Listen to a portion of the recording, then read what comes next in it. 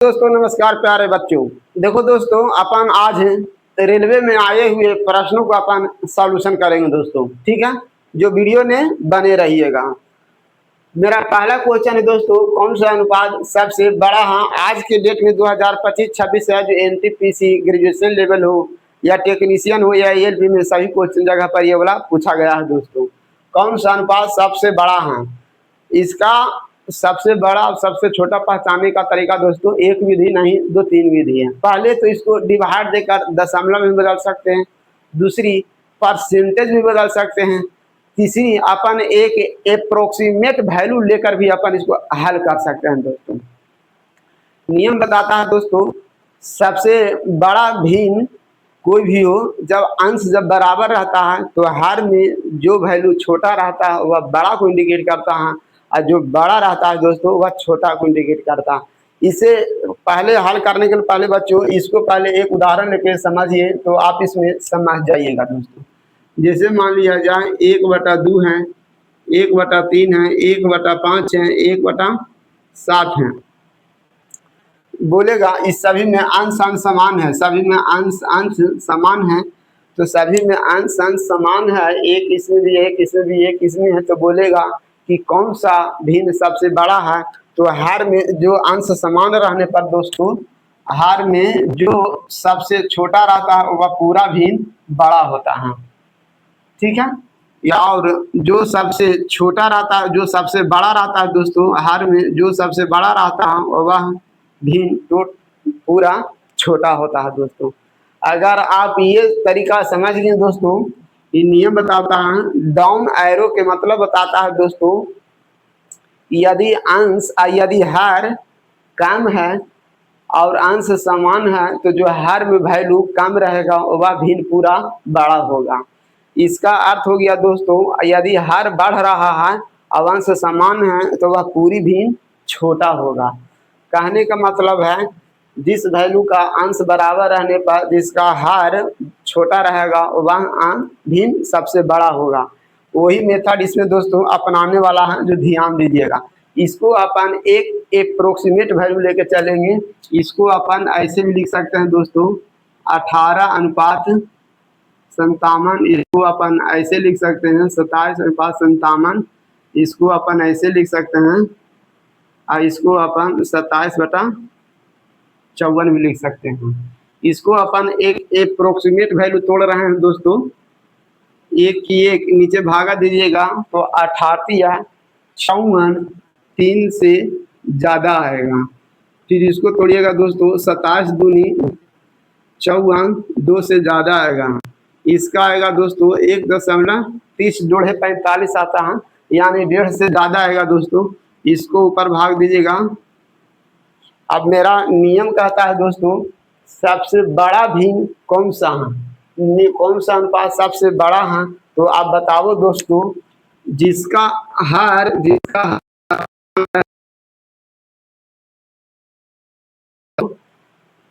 हर सबसे कम रहेगा वह सबसे बड़ा होगा। तो ये ऑप्शन नंबर सी हो गया दोस्तों, सबसे बड़ा अनुपात हो गया। सबसे बड़ा अनुपात के मतलब जिसका हर दोस्तों सबसे ये 2 है, ये 3 है, ये 2 है, ये 1.5 है, इससे भी कम है, यानी ये भिन्न सबसे बड़ा होगा दोस्तों। ठीक है, ये आज के डेट में दोस्तों ये बहुत बार क्वेश्चन पूछा जा चुका है दोस्तों। इस टाइप के प्रश्न दोस्तों इस बार भी ये एलपी टेक्नीशियन ग्रुप बी से पूछा गया है। 1/20 11/80 का कितना प्रतिशत है? कोई बच्चों बोलता है कार आता है तो हर में लिखने का, या मैं ये बताता हूँ जैसे जैसे लैंग्वेज सेट करो वैसे वैसे इसको आंसर मार दो। ठीक है, सबसे सिंपल तरीका से क्वेश्चन निर्भर ये करता है स्टूडेंट लोग की पढ़ाई पर कि आप क्वेश्चन को लंबे समय तक याद कैसे करते हैं। 1/20 है, 1/20 बोल रहा 11/80 का कितना प्रतिशत है मालूम नहीं है, मैंने मान लिया 1% है। ठीक है, तो ये काटता है जिसको काटता है दोस्तों, जिसको काट दीजिए तो ये काट गया 4 हो गया, तो इधर गुना कीजिएगा दोस्तों तो कितना आ जाएगा 4 बराबर 12 गुने 100। तो ये हो गया दोस्तों, ये हो गया कितना 400/11 बराबर, तो 11 33 11 44 11 33 3 बार मरतबा एक ही वो लगने वाला है दोस्तों, जो इसीलिए आंसर होगा ऑप्शन नंबर बी होगा दोस्तों। ठीक है, जैसे जैसे क्वेश्चन बोला दोस्तों वैसे वैसे खाली कर लिया कीजिए बस। कितना प्रतिशत है तो कितना प्रतिशत उसको अपन x प्रतिशत मान लिए, तो x का जो मान आया वही आपको आंसर निकल गया। अगर एक लाइन में बनाना चाहते हैं दोस्तों, अगर एक लाइन में इसको सोल्व करना चाहते हैं तो जो कार रहता है नीचे रहता है, आप इसको ऐसे भी बना सकते हैं। प्रतिशत में बदलने के लिए आपको 100 से गुना पड़ेगा, तो 1/20 हो गया, 80/11 हो गया। फिर वही समस्या आया, क्योंकि 11 या 33 3 मरतबा लगने वाला दोस्तों एक ही ऑप्शन है, तो आप इसको ऐसे भी बना सकते हैं, ऐसे बना सकते हैं, जैसे आपकी इच्छा है वैसे आप भी बना सकते हैं। सेम आंसर, दोनों के सेम ही आंसर आएगा। चल देखिएगा दोस्तों, जो हाइट एंड डिस्टेंस से क्वेश्चन है, ठीक है। 72.1 मीटर ऊंची इमारत के शीर्ष से जमीन पर खड़ी एक कार का अवनमन कोण 45 डिग्री है, तो इमारत के आधार से कार की दूरी ज्ञात करें। दोस्तों उन्नयन कोण अवनमन कोण में है अंतर क्या? उन्नयन कोण में दोस्तों जो ऑब्जर्वर रहता है, देखने वाला रहता है, जो नीचे रहता है दोस्तों, नीचे से ऊपर की ओर देखता है, उन्नयन कोण में होता है। जस्ट इसका उल्टा अवनमन कोण होता है दोस्तों। अवनमन कोण में क्या होता है, जो आदमी जो देखता है दोस्तों वो ऊपर रहता है, देखने वाला आदमी ऊपर रहता है, ऊपर से नीचे की ओर देखता है। अवनयन कोण में क्या होता है, नीचे से ऊपर की ओर देखता है, जबकि देखने वाला व्यक्ति नीचे रहता है। अवनमन कोण में है कि देखने वाला व्यक्ति ऊपर रहता है, ऊपर रहता है। जैसे कोई आदमी जहाज पर उड़ रहा है तो वहां से देख सकता है, कोई आदमी टावर के हाइट पर बैठा हुआ है तो वहां से नीचे देखेगा तो अवनमन कोण होगा। कोई आदमी नीचे से खड़ा होकर ऊपर देखेगा तो उन्नयन कोण होगा। ठीक है दोस्तों, तो जैसे जैसे बोल रहा है 72 मीटर ऊंची इमारत के शीर्ष से, तो पहले दोस्तों अपन इमारत ले लिए, इमारत कितना है, 72.1 मीटर है दोस्तों, 72.1 मीटर है।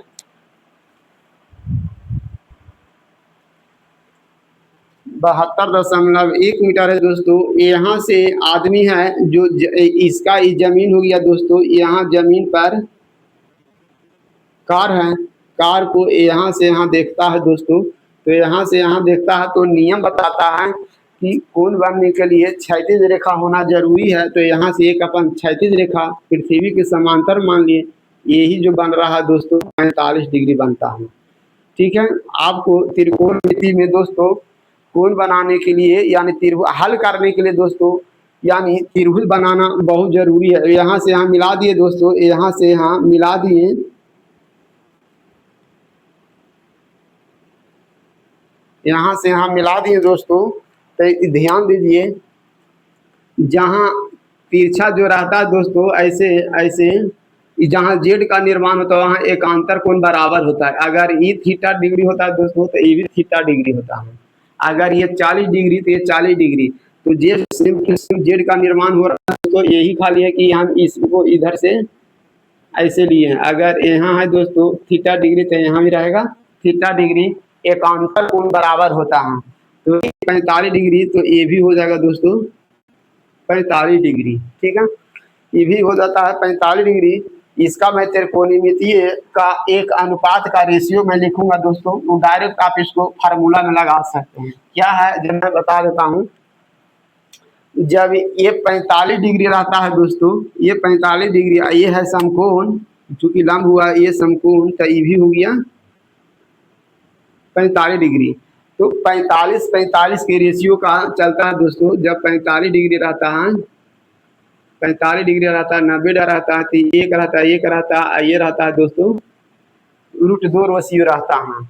तो कहने का मतलब हो गया इसकी सामने वाला एक हो गया, ये भी सामने वाला एक हो गया। तो आपको इसका अर्थ हो गया दोस्तों, एक यूनिट का मान 72.1 मीटर है, तो ये भी एक यूनिट का मान ये भी हो जाएगा 72.1 1 मीटर हो रहा। जो पूछ रहा इस चित्र को नाम, इस पिलर को नाम दोस्तों इमारत है। यहाँ कार है, बोल रहा है इमारत और कार ए बी सी, यानी पूछ रहा है बी और सी इमारत और कार के बीच की दूरी। तो पूछ रहा है इमारत के आधार से कार की दूरी क्या है, यानी 72.1 मीटर ही होता है, जो ऑप्शन नंबर 1 होता है दोस्तों। इसको बोला इमारत नाम है, कार हो गया। ये रेशियो चलता है दोस्तों, जब 45 90 डिग्री रहता है दोस्तों, तो 1:1:1 होता है। यानी 45 डिग्री रहेगा जहाँ 1 लिख सकते हैं, जहाँ 45 डिग्री रहेगा, जहाँ 90 डिग्री रहेगा वहाँ पर ये अपन 2 लिखेंगे दोस्तों। ठीक है, जैसे इसके जगह पर एक और बता देता हूँ दोस्तों, जो ध्यान दीजिएगा। त्रिकोणमितीय हल करते समय कौन कौन से रेशियो आता है, यही 2-3 रेशियो ज्यादातर रिपीट होता है। जो रेशियो का मैंने लिख देता हूँ दोस्तों, जो ध्यान दीजिएगा। एग्जाम में सबसे ज्यादा रिपीट होने वाला रेशियो को मैंने वैल्यूशन लिख देता हूँ दोस्तों, जो ध्यान दीजिएगा।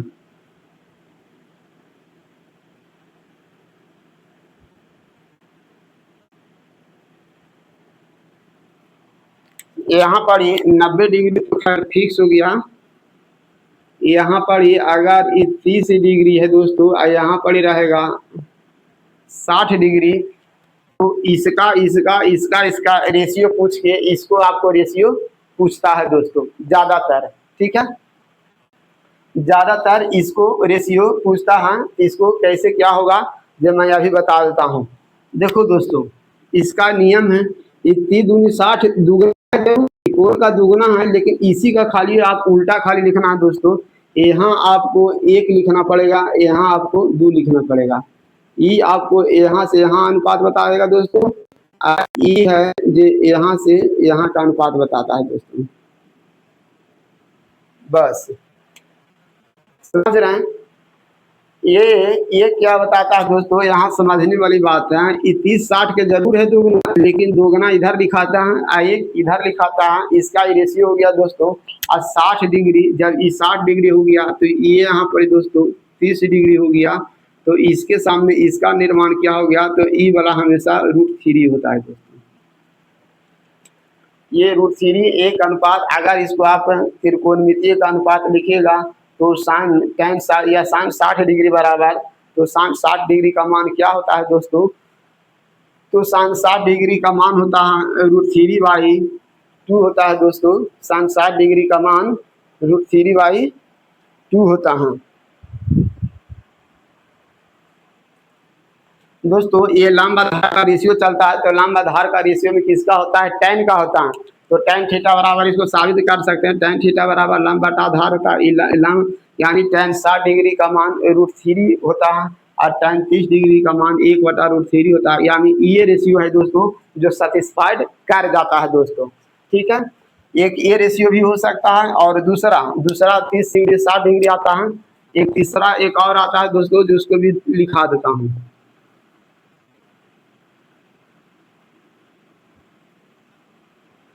ये वाला रेशियो अनुपात याद होना बहुत जरूरी है दोस्तों। ठीक है,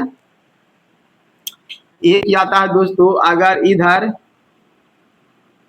45 डिग्री है तो ये वाला 60 डिग्री रहता है दोस्तों, तो इसका रेशियो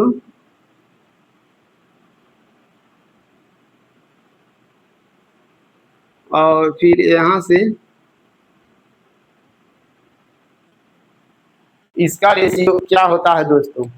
ठीक है, इसका रेशियो इसका नियम है दोस्तों। इसका रेशियो का अनुपात अगर आपको याद है तो ठीक है, ये बड़ा होता है, ये बड़ा भुजा हो गया, यहाँ से यहाँ बड़ा कोण हो गया, तो बड़ा कोण की बड़ा रेशियो होगा दोस्तों 1। इसका रेशियो होता है दोस्तों √3 अनुपात 1, √3 अनुपात 1। आई वाला रेशियो √3 फिक्स हो गया दोस्तों। ये अनुपात √3 होता है। ये बड़ा कोण के पास बड़ी भुजा कितनों और कितनों घटाइएगा दोस्तों, तो एक काम ये वाला जो √3 का मान होता है 1.732, तो 1 में से घटाएगा तो छोटे ना आएगा, तो बड़ा कोण के साथ बड़ा भुजा होता है, छोटे कोण के साथ छोटी भुजा होता है। 1:√3 होता है। यानी यहाँ से लेके यहाँ तक 1 हुआ, यहाँ से लेके यहाँ तक √3 हो गया। एक और आता है दोस्तों, 30 और 45 का रेशियो रहता है। 30 और 45 का रेशियो रहता है, उसको भी आपको याद करना पड़ेगा।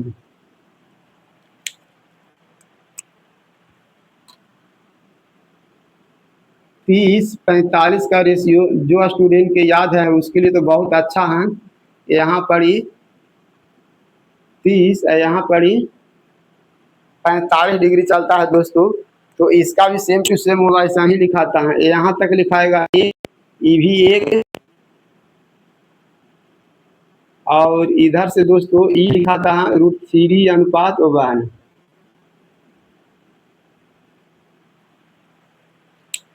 ये वाला रेशियो दोस्तों याद होना चाहिए बच्चों को। यहाँ से यहाँ डिस्टेंस, यहाँ से यहाँ 1 होता है, इसका यहाँ से यहाँ इतना होता है। सेम टू सेम इसको वैसा ही दोस्तों, जो बच्चों को याद है, ज़्यादातर त्रिकोणमिति में यही क्वेश्चन, इससे ज़्यादा अभी तक क्वेश्चन ज़्यादा नहीं आया है। ग्रुप डी हो या एलपी हो या टेक्नीशियन हो, ज़्यादातर रेशियो इसी का रहा है। एक सिंगल रेशियो वाला लिख देता हूँ दोस्तों। एक सिंगल त्रिभुज में ये 90 डिग्री फिक्स है, ये 30 डिग्री, ये 60 डिग्री और ये 30 डिग्री रहता है दोस्तों।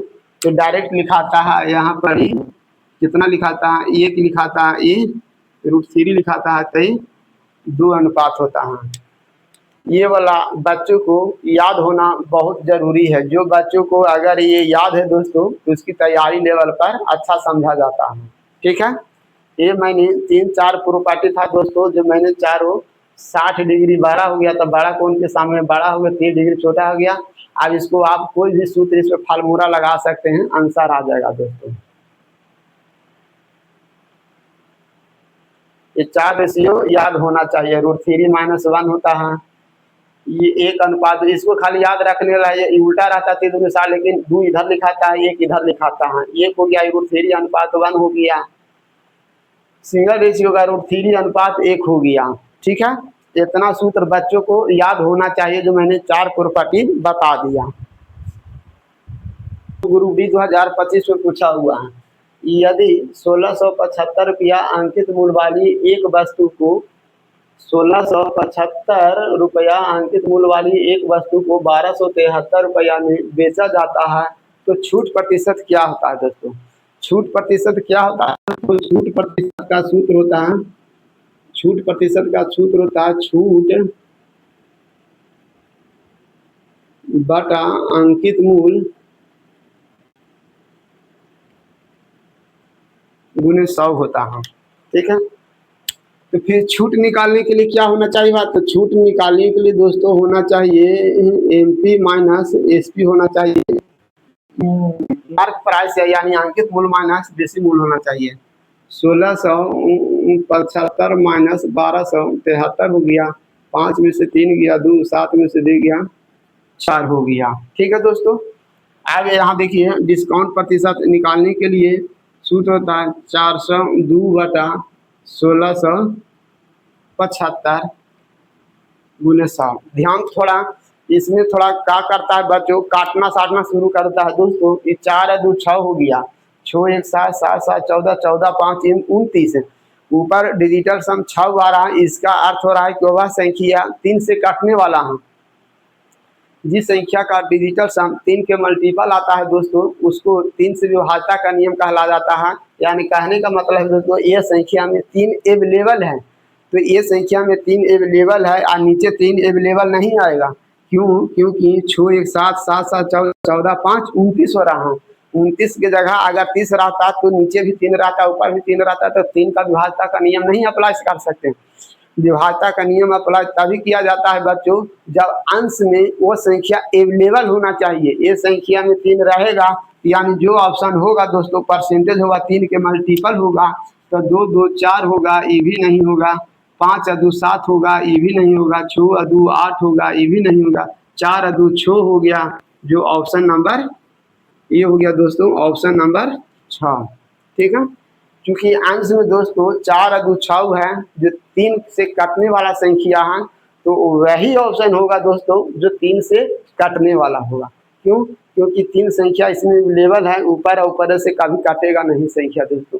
ये सब क्वेश्चन को हल करते समय दिमाग लड़ाना पड़ता है कि ये क्वेश्चन को अपन जल्दी से कैसे, ये ग्रुप डी 2000, ये तो अपन इतना समझाएं तो लिखे ना दोस्तों, लेकिन ये मुश्किल से हल करने के बाद 5 या 10 सेकंड टाइम लग सकता है, बाकी इससे ज़्यादा लिखने की जरूरत नहीं था। जो बच्चों को ये सब सूत्र मालूम होता है ये तो समझने का भी लिख दिए, कैसे ऐसे हम तो डायरेक्ट उसको घटाते हैं, यहाँ लिख के और हल कर देते हैं कि ऊपर अंश में क्या आता है।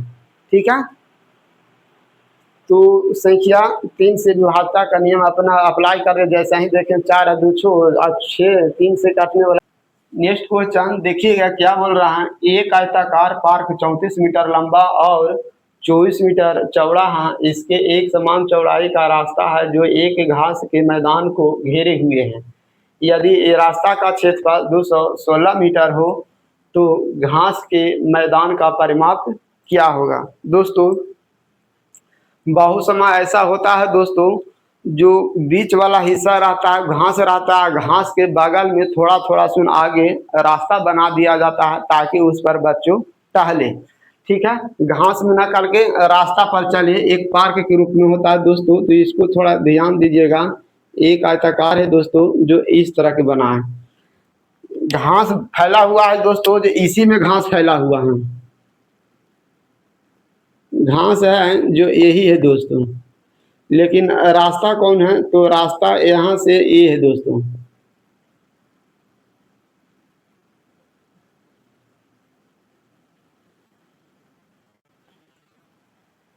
एक समान चौड़ाई का अर्थ हो गया बच्चों, एक समान चौड़ाई रास्ता का अर्थ हो गया कि इधर भी 2 फीट रास्ता तो इधर भी 2 फीट होना चाहिए, इधर भी 2 मीटर होना चाहिए, इधर भी 2 मीटर होना चाहिए, 2 मीटर उधर भी 2 मीटर, इधर भी 2 मीटर, इधर भी 2 में ऊपर नीचे चारों तरफ मतलब 2 मीटर होना चाहिए समान। समान रास्ता के मतलब यही हो गया, एक समान चौड़ाई का रास्ता होना चाहिए। ठीक है, एक समान चौड़ाई का रास्ता के मतलब हो गया दोस्तों इधर भी 1 मीटर तो इधर भी 1 मीटर होना चाहिए, इधर भी 1 मीटर होना चाहिए, इधर भी 1 मीटर होना चाहिए दोस्तों। यही बोल रहा है कि जो घास है वही घास का अपन को क्षेत्रफल निकालना है। लेकिन ये क्या बोल रहा है दोस्तों, आयताकार पार्क है, जो यहाँ से लेके यहाँ तक दिया हुआ है, यहाँ से लेके यहाँ तक दिया हुआ दोस्तों, लंबाई हो गया दोस्तों 34 मीटर और चौड़ाई हो गया 24 मीटर हो गई दोस्तों। क्वेश्चन के अनुसार पढ़ लियो दोस्तों। और जो एरिया जो दिया हुआ है दोस्तों, ये बीच वाला का दिया हुआ है, एरिया वो दिया हुआ है, यही दिया हुआ है। रास्ता का क्षेत्रफल दिया था, रास्ता यही हुआ दोस्तों, ये घास हुआ, ये रास्ता हुआ, ये रास्ता का क्षेत्रफल दिया हुआ यही है रास्ता,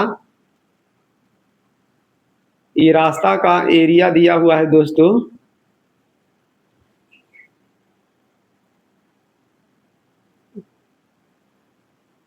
216 मीटर स्क्वायर दिया हुआ है। ठीक है, अब मेरे को पूछ रहा है यही घास वाला जो पार्क है उसकी परिमाप पूछ रहा है दोस्तों। तो परिमाप निकालने के लिए जब तक आप अंदर वाला की भुजा नहीं निकाल पाइएगा, लंबाई नहीं निकाल पाइएगा, तब तक आप उसको परिमाप कैसे निकाल सकते हैं। तो अब अपन देखते हैं दोस्तों, एक सूत्र होता है बराबर रास्ता का क्षेत्रफल बराबर सूत्र होता है दोस्तों 2 इंटू 1 से एल प्लस बी। चूंकि अंदर वाला निकाल रहे हैं ना, अंदर है, पहले पार्क था और उसके बाद अंदर घास है, तो अंदर निकालने के लिए माइनस करते हैं। अगर पहले दे देता और बाद में पार्क बनाता तो यहाँ पर ही प्लस से हो जाता। एक जहाँ एक चौड़ाई है, जहाँ एक चौड़ाई है तो एक से लंबाई कितना हो गया दोस्तों 34 मीटर,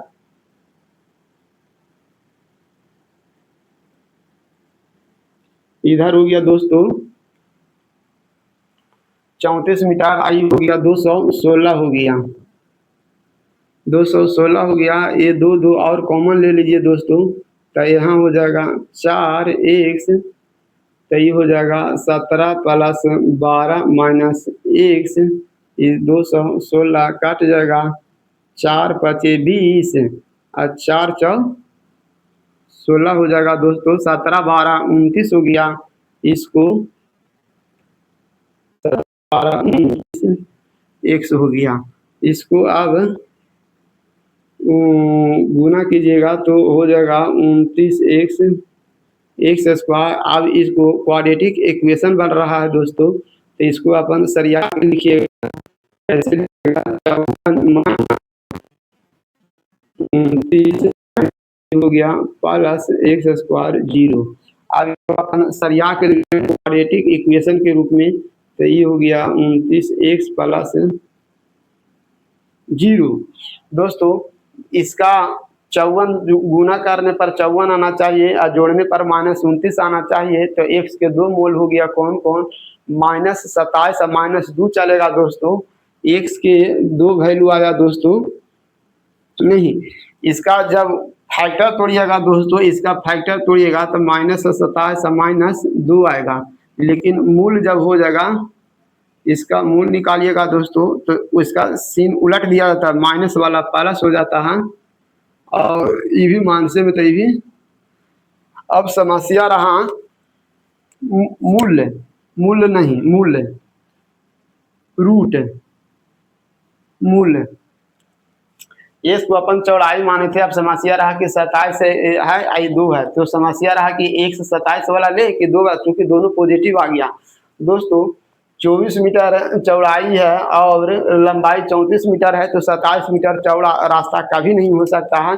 जो भी होगा, जो 2 मीटर होगा दोस्तों, तो अपन x बराबर 2 हो गया, x बराबर 2 हो गया दोस्तों। तो 2 इधर भी ज़्यादा था, 2 इधर भी ज़्यादा था, तो 34 में से 4 घटेगा दोस्तों, 34 में से 4 घटेगा तो ई हो जाएगा 30 मीटर, और इधर भी 2 मीटर घटेगा, 2 इधर घटेगा, 2 इधर घटेगा दोस्तों, तो चौड़ाई हो जाएगा कितना, 20 मीटर।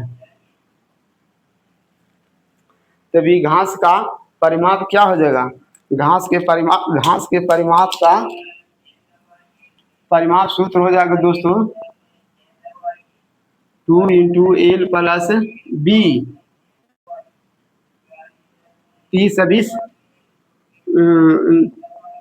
30 और 20,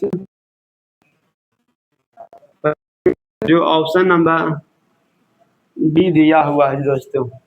इस तरह से इसका बनने का तरीका होगा दोस्तों। हमको पूछ रहा था घास का एरिया, पूछ रहा था घास का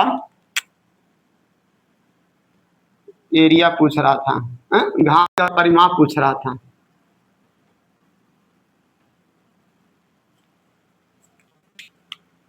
घास का परिमाप पूछ रहा था दोस्तों। ये क्वाड्रेटिक इक्वेशन बनने के बाद अपन जब तक इसके लंबाई और चौड़ाई नहीं निकालते हैं, तब तक अपन इसको सोल्व नहीं कर सकते, ठीक है। नेक्स्ट क्वेश्चन देखिएगा दोस्तों, बोल रहा है एक समबाहुभुज की प्रत्येक यांत्रिक कोण की माप 140 डिग्री है, तो इसके विकर्णों की संख्या ज्ञात करें। दोस्तों कोण से अपन विकर्णों की संख्या, इसका अगर आपको टोटल प्रॉपर्टी याद है तो आप बहुत शॉर्टकट में बहुत जल्दी से भी निकाल सकते हैं। कैसे, पहले मैं प्रॉपर्टी लिख देता हूं दोस्तों, इसकी कौन कौन सी प्रॉपर्टी होता है दोस्तों। समबाहुभुज के मतलब जो बहुभुज होता है दोस्तों, उसकी भुजा जो सभी आपस में बराबर होना चाहिए, बराबर है लिखा हुआ, एक समबाहुभुज का मतलब बराबर भुजा की है।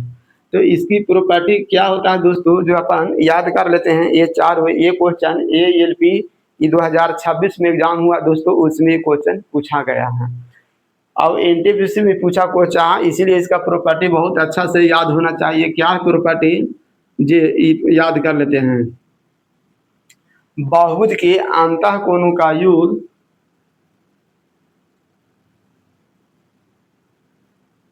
समबाहुभुज के अंतः कोणों का योग होता है दोस्तों 2 × n - 90 डिग्री, ठीक है। इसका ऐसे भी लिख सकते हैं दोस्तों 2 ×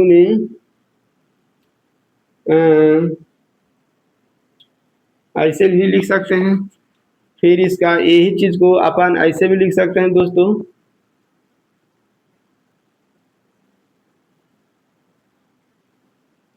दो समकोण।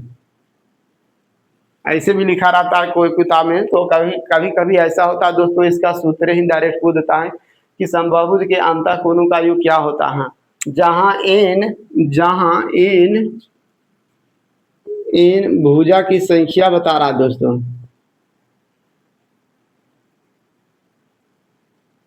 अगर अष्टभुज होगा तो एन की जगह पर 8 रखेंगे, पंचभुज होगा तो एन की जगह पर 5 रखेंगे। ई हो गया अंतःकोणों का योग। ठीक है। फिर अगला होता है दोस्तों समबाहुभुज की प्रत्येक अंतःकोण, समबाहुभुज के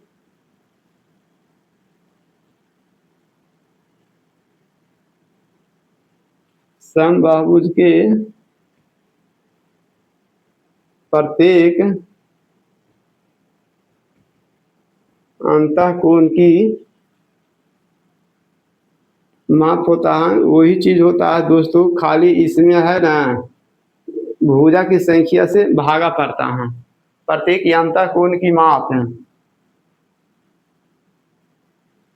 प्रत्येक अंतःकोण की माप 2n-2 गुने 90/n होता है। ठीक है। फिर उसके बाद होता है दोस्तों एक याद है, ये वाला क्वेश्चन भी बहुत इंपॉर्टेंट याद होना चाहिए। ठीक है। बहुभुज के बाहरी कोणों का योग, बहुभुज के बाहरी कोणों का योग हमेशा बहुभुज के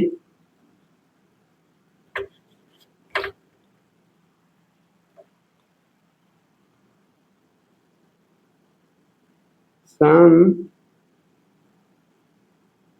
बहुभुज के बाहरी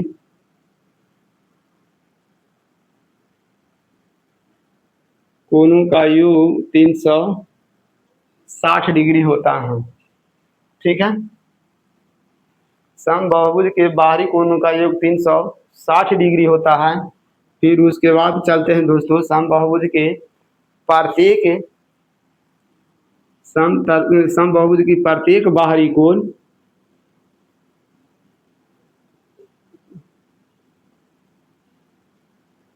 समबाहुभुज के प्रत्येक बाह्य कोण की माप बराबर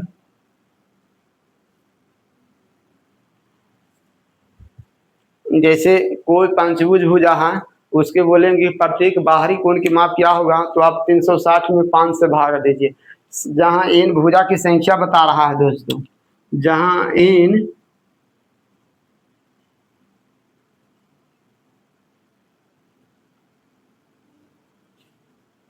एन भुजा की संख्या बता रहा है।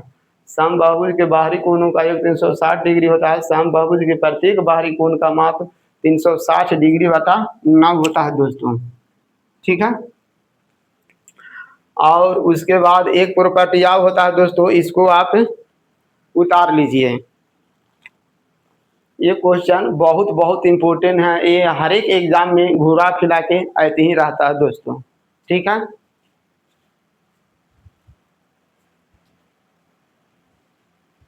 इंटीरियर और एक्सटीरियर कोण का योग 180 डिग्री होता है दोस्तों। फिर विकर्णों की संख्या होता है दोस्तों,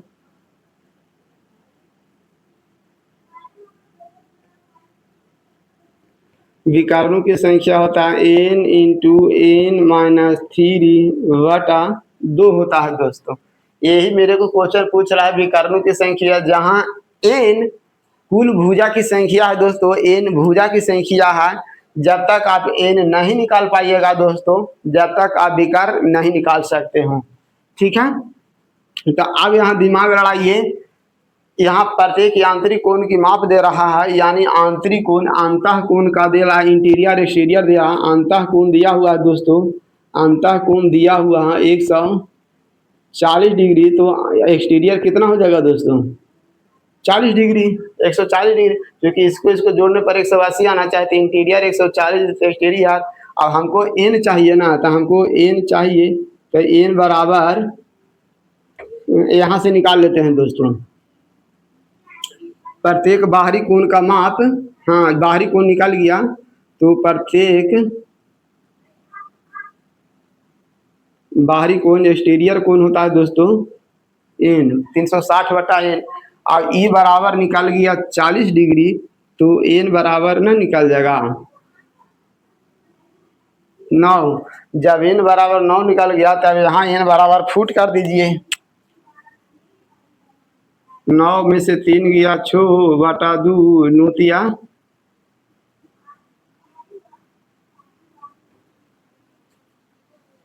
27 डिग्री।